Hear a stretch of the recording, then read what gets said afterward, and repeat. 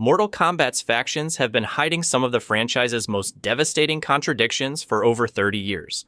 Every timeline reset, every character rebirth, every impossible resurrection points to something broken in how these organizations actually work. That's why today, I'm breaking down the 8 most powerful factions in Mortal Kombat, starting with the faction that can't even remember when it was founded, the Lin Kuei. The Lin Kuei isn't just Mortal Kombat's most famous faction, and after appearing in every single game since 1992, we still don't know when it was founded, where it came from, or how many members it actually has. The series introduces them as an ancient Chinese assassin clan, forest demons, warriors chosen at birth, raised in isolation, stripped of their identities. Friendship was forbidden because the Lin Kuei considered it a warrior's flaw. Sub-Zero, Smoke, Cyrax, Sector, Frost. These fighters operated from a secret temple in northern China, taking contracts to eliminate targets across realms. The punishment for leaving the clan was always death. Standard secret society backstory. But then the games can't agree on basic facts. The Mortal Kombat wiki explicitly states that Lin Kuei's founding date is unknown. Not vague, unknown. One source claims 1911 but provides zero evidence. The MK Conquest TV series describes them as ancient during the Great Kung Lao's era, approximately 500 years before modern events. The MK comics show Lin Kuei warriors existing during Edenia's fall to Shao Kahn. That's 10,000 years ago. 3 different eras. Zero consistency. The headquarters location changes between games without explanation. Mortal Kombat mythologies. Sub-Zero shows a temple in northern China in 1997. Deadly Alliance reveals Sub-Zero relocated the entire clan to Arctica, an ancient frozen temple he discovered in a glacier.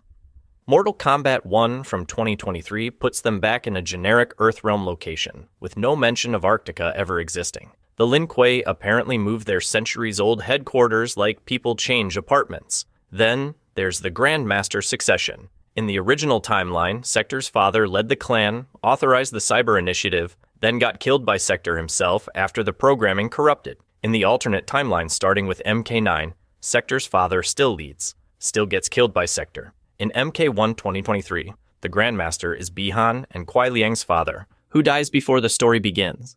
Bi-Han admits he let their father die to become Grandmaster. 3 timelines. 3 different Grandmasters with 3 different deaths. Here's what makes zero sense. The Dragon Medallion serves as the symbol of Lin Kuei leadership. Possession of the medallion determines who leads the clan. This artifact first appeared in Deadly Alliance in 2002. It grants enhanced abilities and requires discipline to control. When Frost stole it, she literally froze herself solid because she couldn't handle its power. Cool, great. But if this medallion always determined leadership, why does it not exist in any game before 2002? Why does Sector never mention it when he kills his father and claims control? The medallion retroactively became important without explanation. But if one faction changing its entire history seems impossible, wait until you learn about the clan that got massacred twice in 2 different timelines by 2 completely different groups. The Shirai Ryu was completely exterminated in every timeline, and somehow the identity of their killers changes depending on which game you're playing. The franchise establishes them as a Japanese ninja clan founded by a warrior named Takeda, who fled the Lin Kuei. He brought modified Lin Kuei tactics to Japan and created the art of ninjutsu. The Shirai Ryu literally mocked their rivals by wearing yellow versions of Lin Kuei outfits.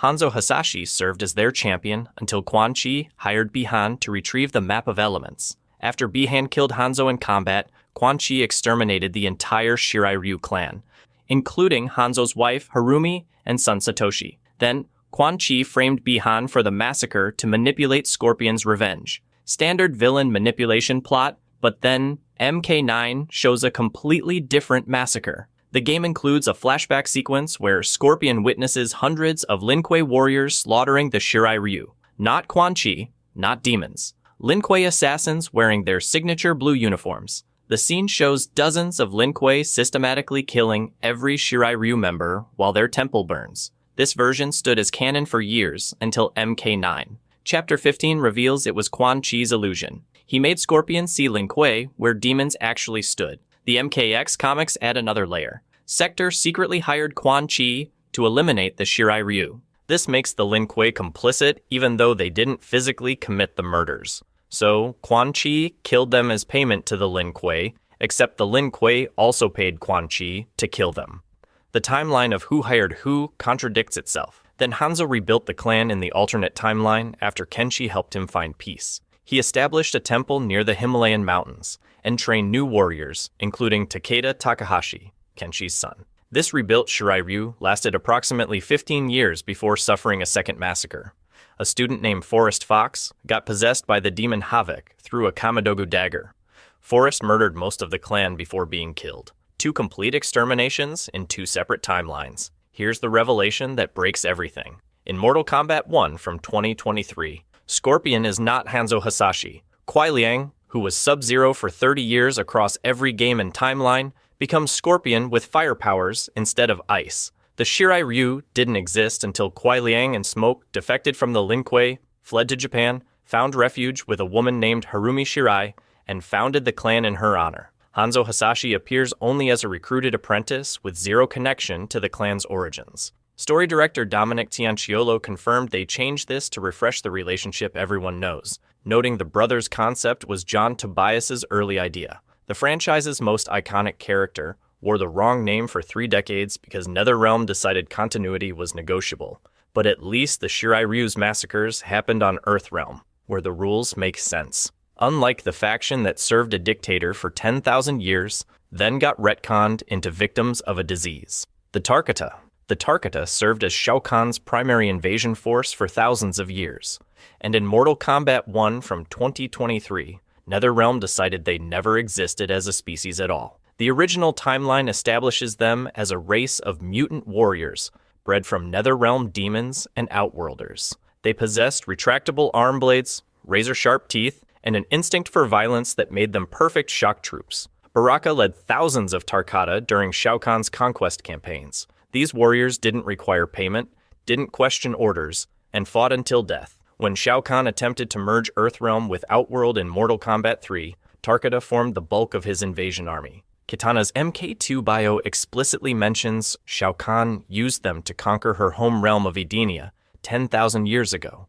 But then MK9 changed their origin completely. The rebooted timeline describes Tarkata as a separate species from a realm that Shao Kahn conquered and merged into Outworld. Not demon hybrids anymore, a distinct civilization that got absorbed. This version stood as canon through MKX and MK11. Baraka remained their leader. Mileena, created as Kitana's clone with Tarkatan DNA, displayed the signature arm blades and teeth. The Tarkata operated as Outworld's military force under multiple rulers, including Kotal Khan. Then Mortal Kombat 1 from 2023 reveals Tarkata aren't a species. They're victims of a disease called Tarkat. This affliction mutates infected individuals, causing deteriorated skin, facial deformities, and arm blade growths from their flesh. The disease eventually regresses victims to bloodthirsty monsters who lose all rational thought. Outworld segregates the infected in camps to prevent the disease from spreading. Baraka's character bio confirms he was a respected Outworld merchant before contracting Tarkat. He went from business owner to diseased outcast, not because of his species, but because of an infection. Every Tarkatan in Liu Kang's timeline started as a normal Outworlder who caught a plague. The arm blades aren't biological weapons. They're symptoms of mutation. Here's the impossible part. Princess Mileena, now Kitana's biological older sister instead of a laboratory clone, secretly suffers from Tarkat disease. She hides her infection using magic while serving as heir to the Outworld throne. If anyone discovers her condition, she loses everything. The disease that creates Tarkata actively threatens Outworld's royal succession. This single change erases 10,000 years of established lore where Tarkata existed as Shao Kahn's army during Edenia's original conquest. But if one faction getting retconned from a species into a disease seems extreme, wait until you learn about the organization that turned its own members into soulless machines, then couldn't decide who actually got cyberized. The Cyber Initiative. The Lin Kuei's cyberization program transformed warriors into soulless killing machines, and after 3 decades of lore, the game still can't agree on which fighters actually got converted. The Cyber Initiative first appeared in Mortal Kombat 3 in 1995 with Sector, Cyrax, and a hidden cyber version of Smoke. The process strips away the soul and replaces flesh with machinery. Programming includes slaving protocols that eliminate free will entirely. Each cyborg receives a unit designation: LK-99 for Sector, LK-4D4 for Cyrax, LK-72 for Smoke. The Grandmaster authorized the program to create perfect assassins who never questioned orders, never felt pain, and never failed missions. Sector was the only willing volunteer, described in his bio as truly soulless even before conversion. But then MK9 changed who got captured. In the original timeline, Smoke was hunted down and forcibly converted, while Kuai Liang escaped and became the heroic Sub-Zero. The entire storyline of MK3 revolves around Sub-Zero being marked for death because he refused cyberization. Multiple games show Cyber Smoke serving the Lin Kuei against his will, until Noob Saibot claims him as a shadow servant in deception. MK9 reverses this completely. Raiden receives visions from his future self and intervenes to save Smoke from capture. The Lin Kuei grabs Kuai Liang instead. He gets converted into Unit LK-520, Cyber Sub-Zero, with blue coolant instead of the standard black oil. This version appears as a playable fighter with ice powers, enhanced by mechanical augmentation. He regains his soul almost immediately, when Quan Chi converts him into a revenant.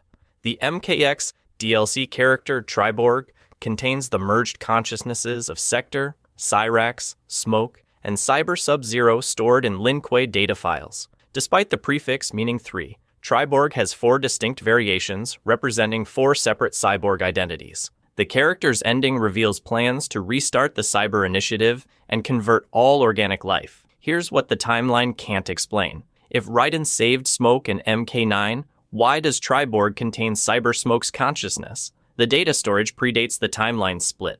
Cyber Smoke shouldn't exist in the alternate timeline because he never got converted. NetherRealm included him anyway because players expected all 4 cyborgs. In Mortal Kombat 1 from 2023, the Cyber Initiative never happens. Sector develops powered exosuits instead, armored technology enhancement rather than soul-destroying body conversion. The most infamous Lin Kuei program gets erased across 3 different versions of history, but at least the cyborgs served the Lin Kuei's interests. Unlike the faction that manipulated every major event while claiming to serve a fallen god, the Brotherhood of Shadow. The Brotherhood of Shadow exists to free a fallen elder god from eternal imprisonment. And across 30 years of schemes, they never explain how freeing Shinnok actually benefits anyone in the Brotherhood. The franchise establishes them as an unholy cult centered around the necromancer Quan Chi. Their singular purpose is liberating Shinnok from the Netherrealm, where the Elder Gods banished him millions of years ago. The Brotherhood first gets mentioned in Noob Saibot's Ultimate Mortal Kombat 3 bio from 1995, stating he belongs to a group called the Brothers of the Shadow. Key members include Quan Chi as leader, Noob Saibot as enforcer, and the demon assassins, Serena, Kia, and Jetaka. General Reiko commanded Brotherhood forces during their war against the Elder Gods. These cultists orchestrated the Shirai-Ryu massacre, manipulated Scorpion's revenge, and engineered Shinnok's escape in MK4. But then, the Brotherhood's actual goals contradict their stated mission. Quan Chi orchestrates the clan war between Lin Kuei and Shirai-Ryu to acquire Scorpion as a personal weapon. He murders Bi-Han to create Noob Saibot as another servant. He forms the deadly alliance with Shang Tsung and immediately betrays Shinnok for personal power. Every action Quan Chi takes serves his own ambition instead of freeing his supposed master. When Shinnok finally escapes in MK4, Quan Chi provides minimal support. When Shinnok gets defeated and re-imprisoned, Quan Chi shows zero concern. The Sisterhood of Shadow operates as the female branch. Serena defected and helped Bi-Han, seeking redemption for her demonic nature. Ashra also left the cult, actively hunting demons to purify her soul.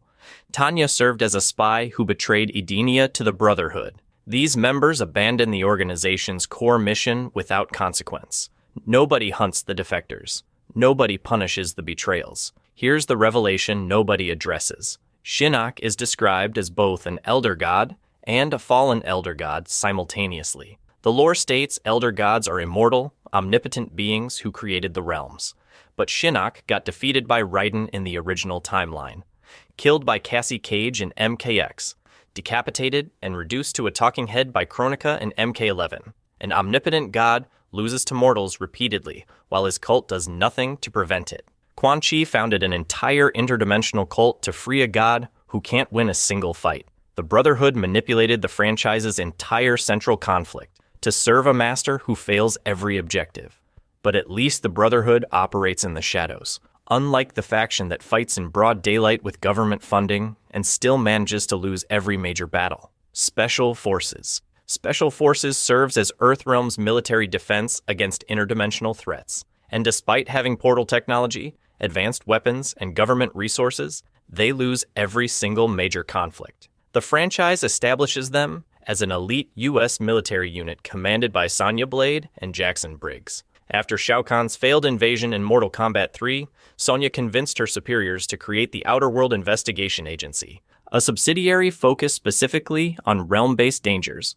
Special Forces operates with cutting-edge technology, including warships, helicopters, tanks, and portal generators that allow instant travel between realms. They maintain bases across Earthrealm and conduct operations in Outworld. Major operatives include Sonya, Jax, Johnny Cage, Cassie Cage, Jackie Briggs, and Kenshi. This organization represents humanity's organized response to supernatural warfare, but then their track record reveals constant failure. Special Forces failed to prevent Shinnok's invasion in MK4, failed to stop the Deadly Alliance in Deception, failed to prevent Armageddon. In the alternate timeline, they failed to stop Shinnok again in MKX, despite having 25 years to prepare after MK9. Their headquarters got completely destroyed when Red Dragon spy Xu Hao planted miniature nuclear devices in their underground bunker. An entire military installation with advanced security got infiltrated by one double agent who successfully detonated weapons inside their most secure facility. The technology contradictions pile up fast.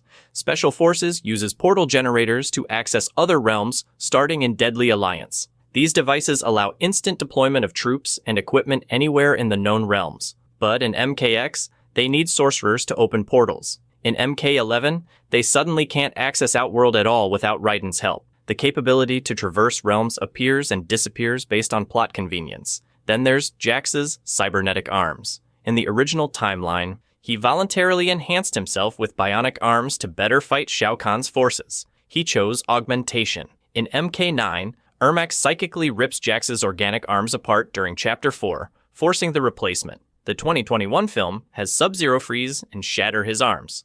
3 different timelines with 3 completely different arm origins for the same character.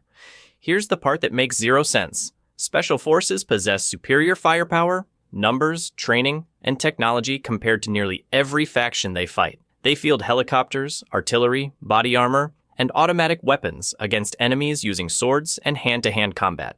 But Tarkata with arm blades consistently overwhelm their forces. Black Dragon mercenaries with 0 supernatural powers defeat them repeatedly. Cassie Cage's ending in MKX shows her leading Special Forces to victory. But that ending isn't canon because they lose again in MK11.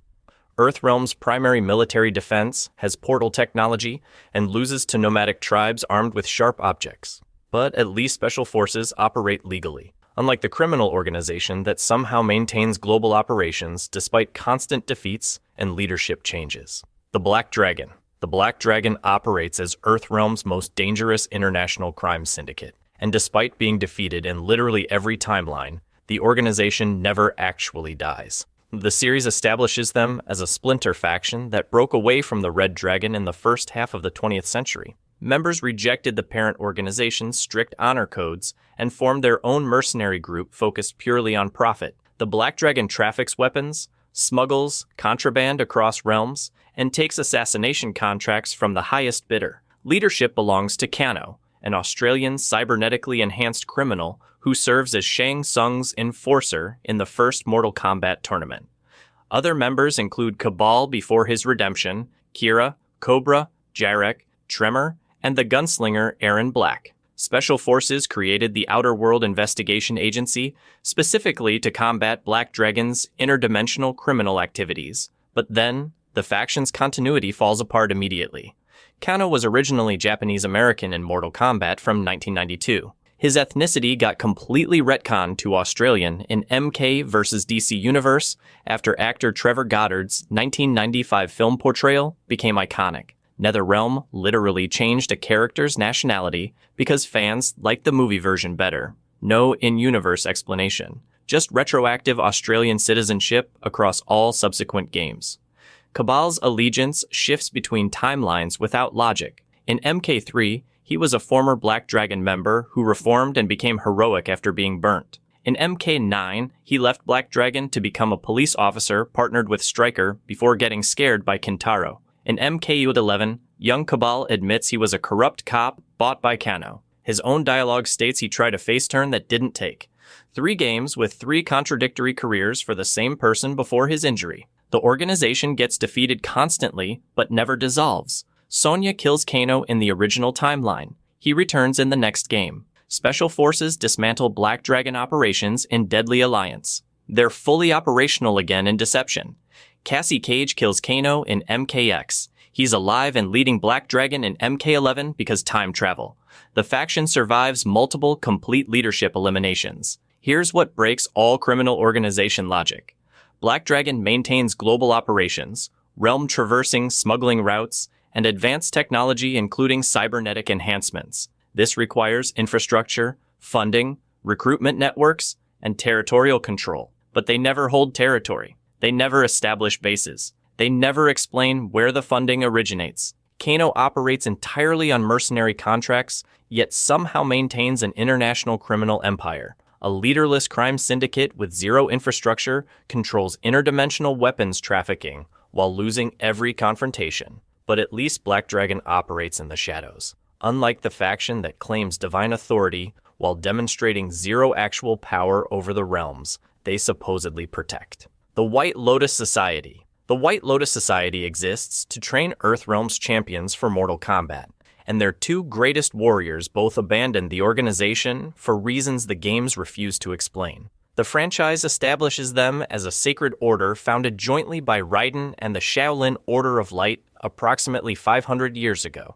After the great Kung Lao died at Goro's hands, losing Earthrealm's streak in Mortal Kombat, Raiden created the White Lotus to prepare future generations of fighters. Members identify each other by wearing white headbands with an 8-petaled lotus symbol. The society operates from temples across Earthrealm, training warriors in martial arts disciplines specifically designed for tournament combat. Liu Kang trained under their guidance and became the only fighter in 500 years to defeat both Goro and Shang Tsung, saving Earthrealm from outworld conquest. But then, both Liu Kang and Kung Lao left the White Lotus before the tournament. The games never explain why. Liu Kang's bio in the original Mortal Kombat states he was chosen to represent the Shaolin in the tournament, but makes no mention of the White Lotus. Kung Lao's MK2 bio describes him as a former Shaolin monk with zero connection to the organization created specifically to honor his ancestor. Both fighters received White Lotus training, became their greatest champions, then walked away. No storyline addresses their departure, no character dialogue references leaving. The faction that exists purely to create Mortal Kombat champions lost both of its successful products. The society's actual influence contradicts its stated purpose. Raiden founded this order to ensure Earthrealm never loses the tournament again. But in 500 years between the great Kung Lao's death and Liu Kang's victory, the White Lotus produced 0 tournament champions. They trained fighters for 5 centuries with a perfect failure rate until Liu Kang succeeded despite leaving them. Then Liu Kang won 4 consecutive tournaments in MK1, MK2, MK3, and MK4 with no White Lotus support whatsoever. The organization disappears almost entirely after Deadly Alliance. No White Lotus members appear in Deception, Armageddon, or the MK9 reboot. The faction created by a god to protect Earthrealm becomes completely irrelevant when Earthrealm actually needs defending. During Shao Kahn's invasion in MK3, Special Forces fights back, the Lin Kuei fights back, the Shirai Ryu fights back under Scorpion.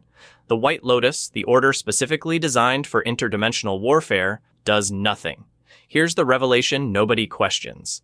The White Lotus had 500 years to prepare for Mortal Kombat, 5 centuries of recruitment, training, and refinement. They had direct access to Raiden, an actual god, for guidance, and in that entire span, they couldn't produce a single fighter capable of defeating Goro, a Shokan prince. Not a god, not a sorcerer, just a 4-armed warrior. The best martial arts organization in Earthrealm couldn't overcome one opponent across 50 decades. Their success rate is literally worse than random chance. But these aren't isolated failures.